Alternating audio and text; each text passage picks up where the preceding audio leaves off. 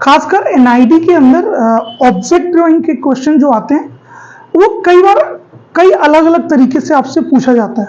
आपको direct object की drawing करने के लिए नहीं बोला जाता। Sometime they ask isometric drying of object, exploded view, cross section, orthographic drawing.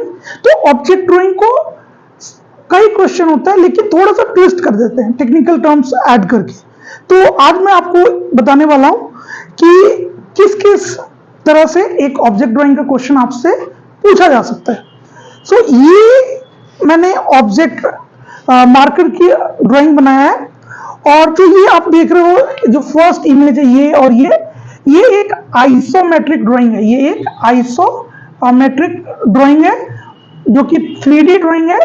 Most of the time आपसे कोई ऑब्जेक्ट का ड्रॉ करने के लिए बोला जाता है जो कि आइसोमेट्रिक ड्राइंग होता है। सेकेंड जो क्वेश्चन आपसे पूछ सकते हैं ऑब्जेक्ट ड्राइंग में वो है exploded view of object.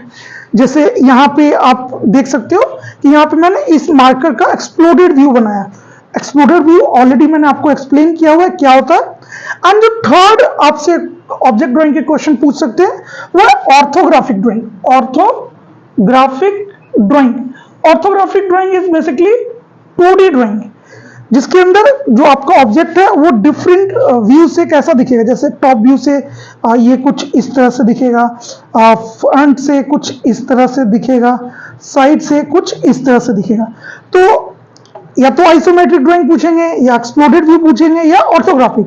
Sometime they ask for cross section of object. Cross section of object, cross section यानी कि इसको मैंने इस प्लेन पे कट किया और कट करने के बाद मुझे कैसा दिखेगा वो व्यू क्रॉस सेक्शन कहलाता है।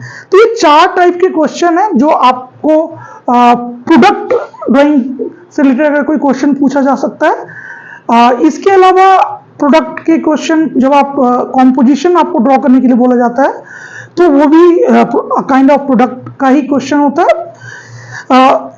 कोई भी ऑब्जेक्ट जब आप प्रैक्टिस कर रहे हो तो कोशिश करो कि उस ऑब्जेक्ट का orthographic drawing, exploded view and cross section साथ में प्रैक्टिस करो। इससे एग्जाम में अगर इनडायरेक्ट क्वेश्चन आपसे किया जा रहा है तो आपको इजी होगा। आपने प्रोडक्ट की ड्राइंग तो प्रैक्टिस कर ली लेकिन आपने उसका एक्सप्लोडेड व्यू नहीं किया, क्रॉस सेक्शन नहीं किया या ऑर्थोग्राफिक ड्राइंग नहीं किया तो एग्जाम में आपको प्रॉब्लम हो सकता है।